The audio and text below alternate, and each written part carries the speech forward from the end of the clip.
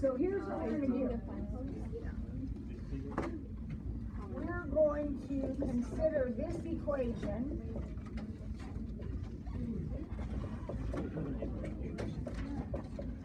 Oh my gosh. And we're going to sketch it. Those of you taking the exam, I promise you 100% you're going to have to do this. Oh my gosh.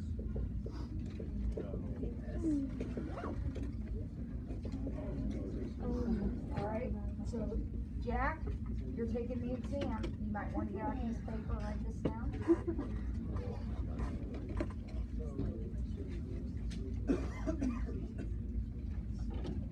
All right, so here we go. First of all, it's a sine. Do you even remember what a sine curve looks like?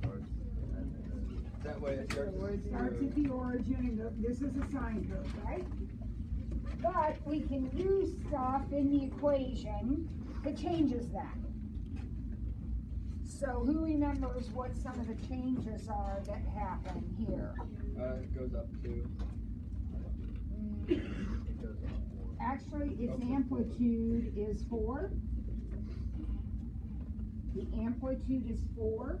This number tells me how high the waves are. This is my amplitude number. What does this do? This is probably our place to start. What does that do? Adding and subtracting to x. What does that do? Moves you back and forth, and since it's x minus pi over 3, we're going to start to the right pi over 3. Remember that? That's true of every function, not just the sine.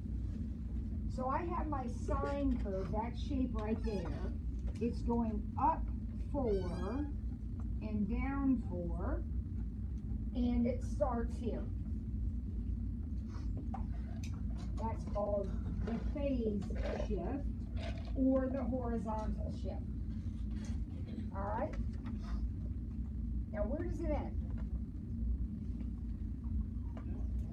Well, I'm not sure, but I know that this distance is called the period, right? And what's the period normally for a normal one? 2 pi. Very good. So that's a normal period. What did I do in the equation, though, that's going to change that? There's a number up here that changes that. That guy right there divides the period. So if the period was supposed to be 2 pi, this one is going to be pi.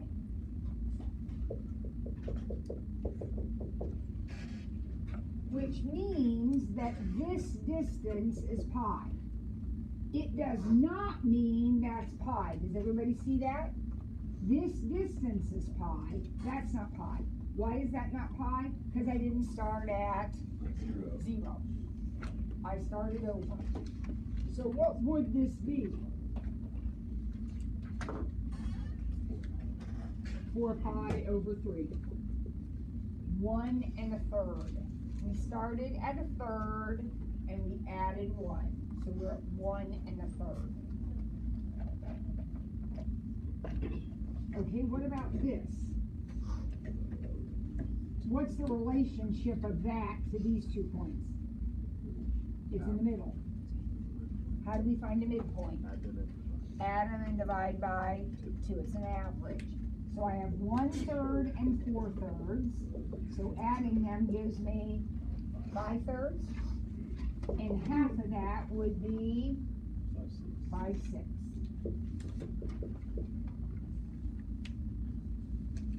Now, here and here, those are important points too, because that's the maximum and this is the minimum, so we need to label those. So how will we find that point right there? This one right here. It's a midpoint of 1/3 and 5/6. So we add them together. You get 7/6. But you need half of that. So 7/12. Now we need this, which is 5, 6, and 4/3. Right? So that would be 13/6. And half of that would be 13/12. Are we done? Have we done everything to the graph that we were supposed to? Nope, there's one thing missing. What's missing from the graph? That guy right there. And what does that +1 do? Takes everything up 1 unit.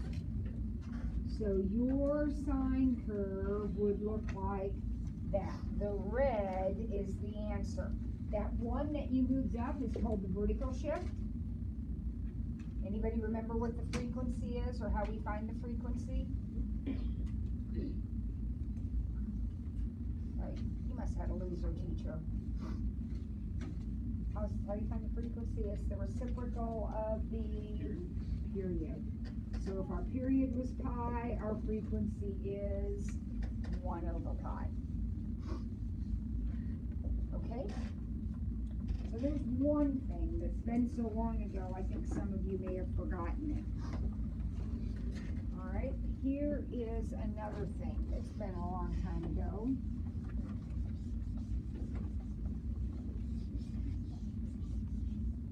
Something like this, no calculator. The exam's in 2 parts, just like the quest you just took, calculator or no calculator. So this is a no calculator problem. Find the cosine of 5 pi over 6. All right, who remembers how to do this? Brenton. So you do 180 divided by 6. So that's a radian measure. And Brenton's saying I don't do radians very well. I like degrees better. So pi is 180. Divided by 6 is 30. Times 5 is 150. So he says the first thing I'm going to do, this is not the answer.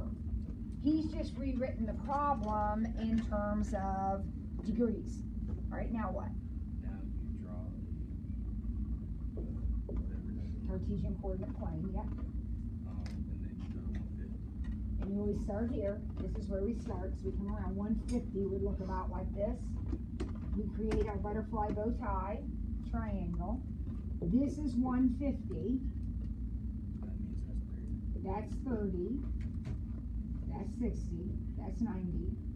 So what are the sides? Across from the 30 is always 1, 2, root 3. And then what do I always caution you about? Don't forget the negatives. If there's negatives, don't forget them. So what's the cosine of 150? Negative 3/2. Because what's cosine? Adjacent over hypotenuse, and your angle is always the one at the origin. Now, also on the exam, okay, so there's a question like that on the exam. There's also the opposite of that on the exam. So for example, it might say this. The inverse cosine, which means what? You gotta go to the other side. No. What does this say to me? If I were going to read this, I talked to someone over the phone, what would I tell them they're Oh, doing? you flip it. We're finding the angle whose cosine is -1/2. This means find the angle whose cosine is -1/2. That's what that means. So someplace out there, there's an angle, and the cosine is -1/2. Anybody remember the rules associated with this? Where is the angle? That's the big deal. So it's Where? like Where would I look for the angle? what's the name? In the second quadrant. Because inverse cosine is only defined on the top half of the circle. So you're only going to look for inverse cosines there. Inverse sines, remember, are located over here, so are tangents.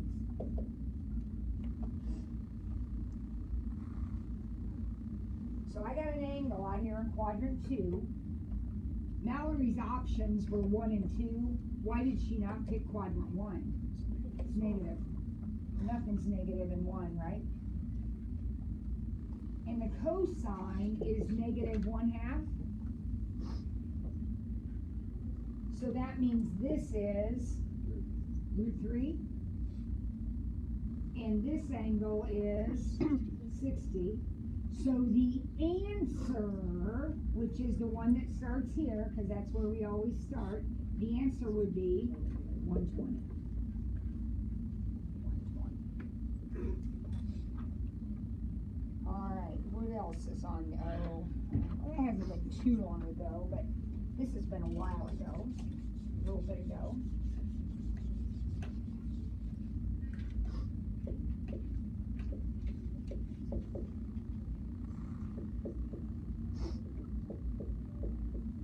And polar form is sometimes called trigonometric form.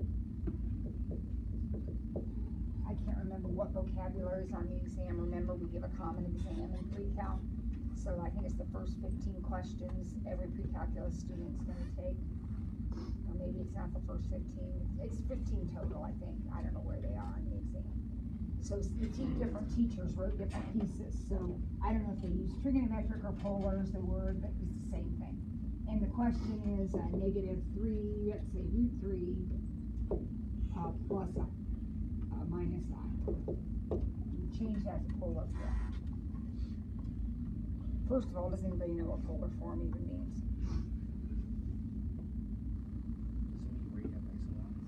No, that is what I got here. That's rectangular form.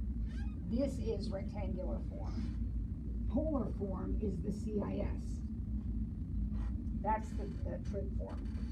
There's an equation for this. Anybody remember? Well, we draw a picture. That's X and Y, like Brenton said. So we got a picture that looks like this, over root 3 and down 1.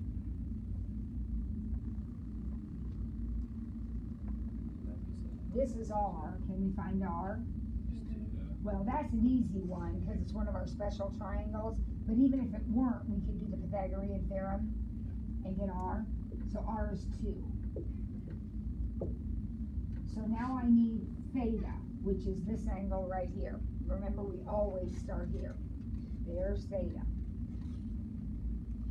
So look at that triangle. This is a no calculator question. Look at this triangle. You don't need a calculator. You know that angle is 30.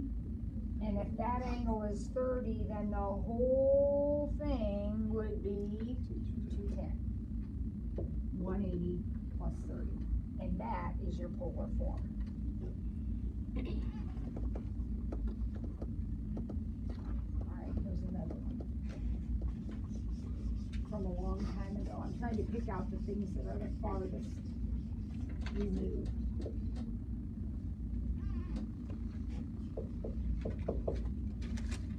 This is a no calculator problem.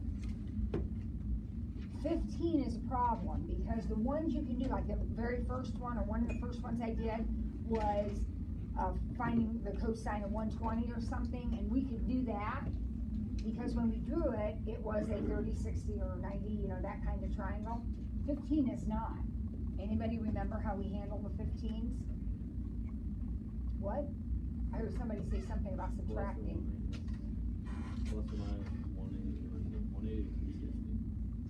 The whole. No. It's the What? 45 and 30. 45 minus 30. Very good, Emily. The cosine of 45 minus 30. Now, she doesn't have to use 45 and 30. That works.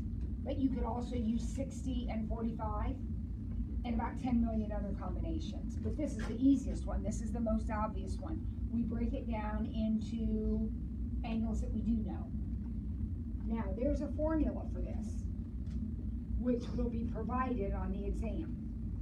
And that formula is cosine of the first, cosine of the second, plus sine of the first, sine of the second. Isn't that like a double identity? That's a sum or difference identity. Yep. It's in the same same section as the double angles. but this one is a difference, one of the difference identities. For sine, isn't it sine, cosine? Well, this would be minus. In the sine formulas, the signs are the same, but it is sine, cosine, minus cosine, sine, yeah.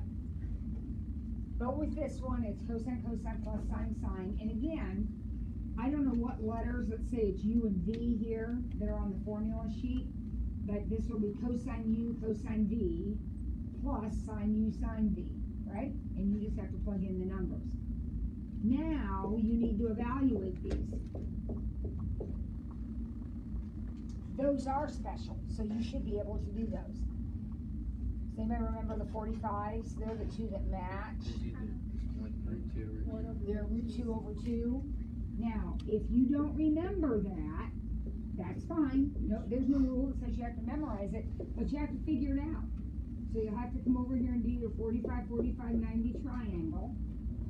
And the cosine is 1 over root 2, which you rationalize and get that. So is the sine. Now, the 30s, I can never keep them straight, so I have to graph the 30s. You may already have them memorized. I don't know. I don't. So I have to figure them out. So what's the cosine of 30? Root 3 over 2. And then the sine is 1/2.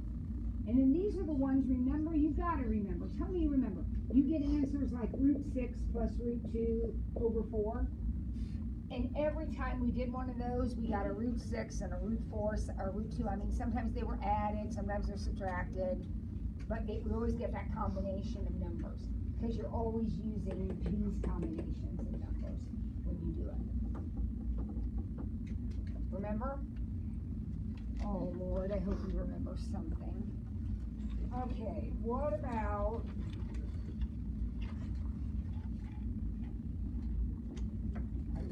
this? Now this would be a calculator problem. This would be a calculator problem.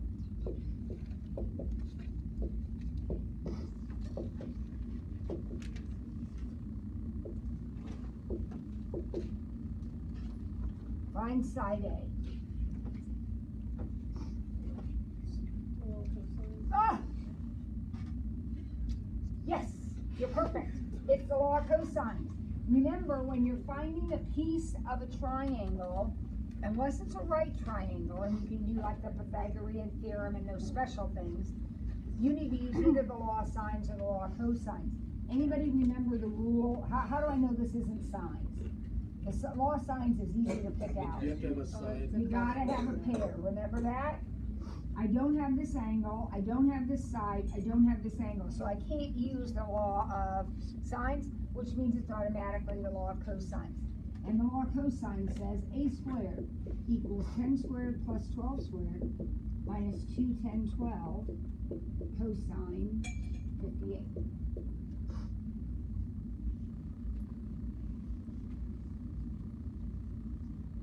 And then this is a calculator problem. So I just go to my calculator. And the big deal about this is make sure after you get it all typed in that you do what? What am I? Square root it. You heard me say it a million times. Some of you didn't pay attention. You also want to make sure your calculator's in degree mode, because that's a 58-degree angle.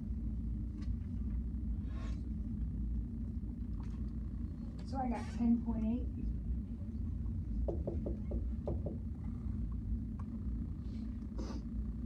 Is that okay with everybody?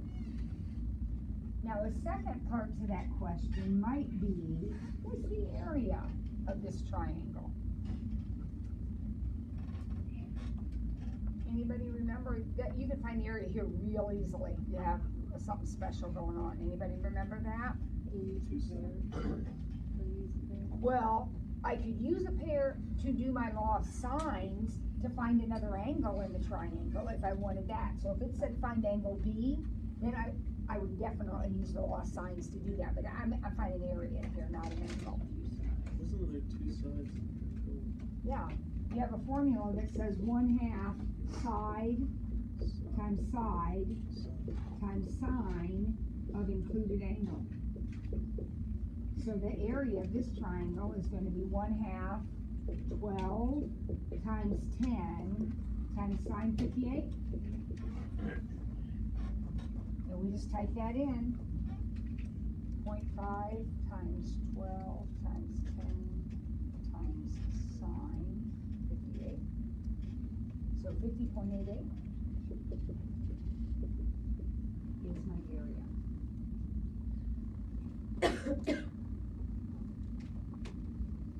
Alright, we have time for one more. Let's see if I can find a short one that we haven't done in a while.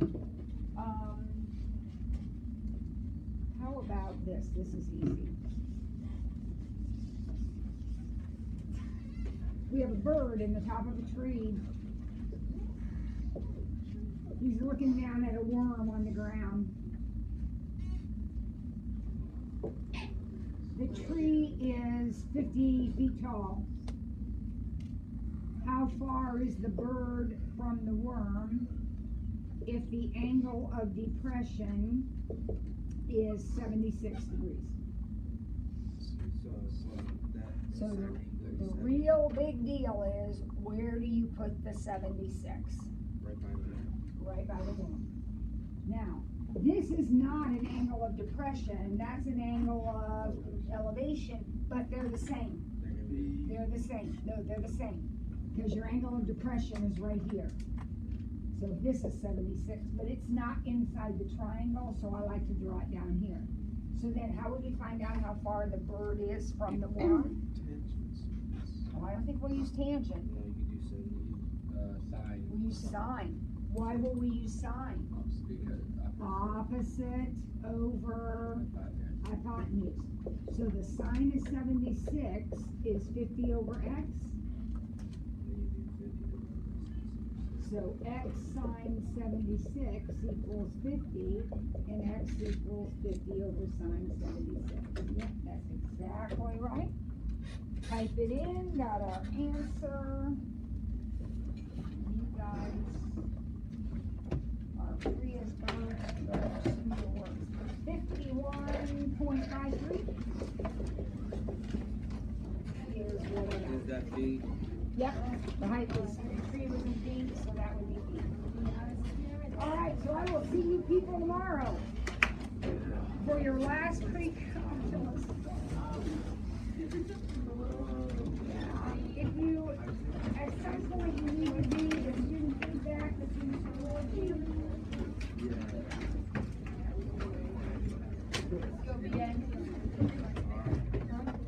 So when will we know about the time drop?